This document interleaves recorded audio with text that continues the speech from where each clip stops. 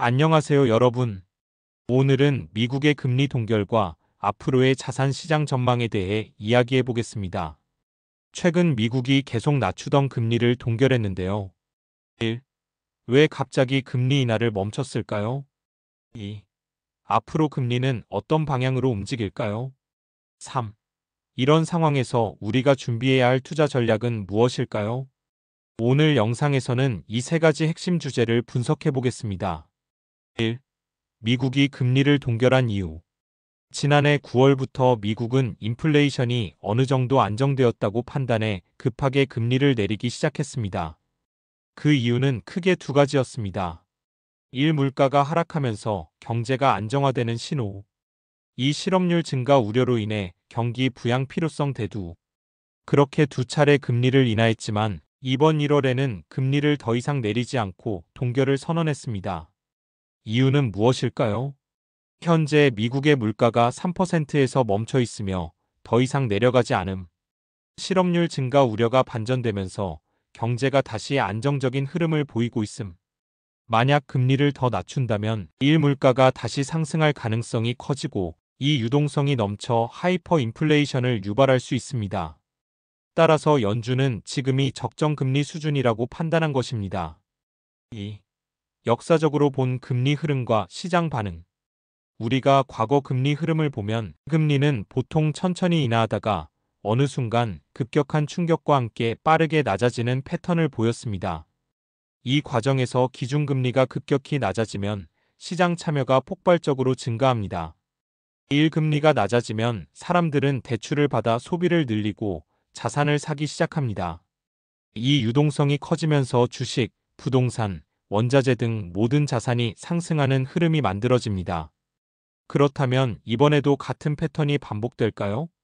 솔직히 아무도 장담할 수 없습니다.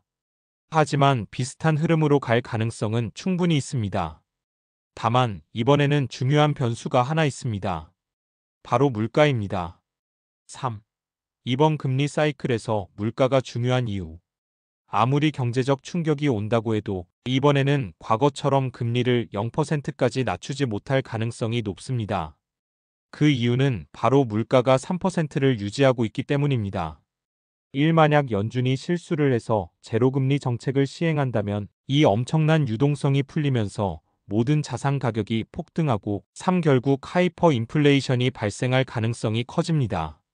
이런 위험을 피하기 위해 연준은 금리를 완만하게 유지하는 전략을 선택한 것입니다. 하지만 이 상황이 얼마나 오래 지속될지는 아무도 모릅니다. 4. 지금 우리가 해야 할 투자 전략. 이런 불확실한 시기에는 어떻게 투자해야 할까요? 첫째, 무리한 투자는 피하기. 지금은 무리해서 투자할 시점이 아닙니다. 향후 시장이 어떻게 움직일지 모르기 때문에 충분한 현금 보유가 필요합니다. 둘째, 하락에 대한 해지 전략 필요. 물가 상승과 경제 위기가 공존하는 시기입니다. 혹시 모를 시장 변동에 대비해 안전자산 달러, 금 등 비중을 고려해야 합니다. 셋째, 장기적인 시각으로 기회를 기다리기. 역사적으로 금리가 다시 하락하는 순간 큰 투자 기회가 왔습니다. 하지만 지금은 시장이 어떻게 움직이는지 지켜보면서 기회를 기다리는 것이 중요합니다. 오늘 영상에서는 미국 금리 동결의 이유와 앞으로의 시장 전망에 대해 이야기해봤습니다. 여러분은 현재 시장을 어떻게 보고 계신가요? 1. 앞으로 금리가 다시 내려갈 거라고 보시나요? 2. 아니면 지금의 금리 수준이 유지될 거라고 생각하시나요?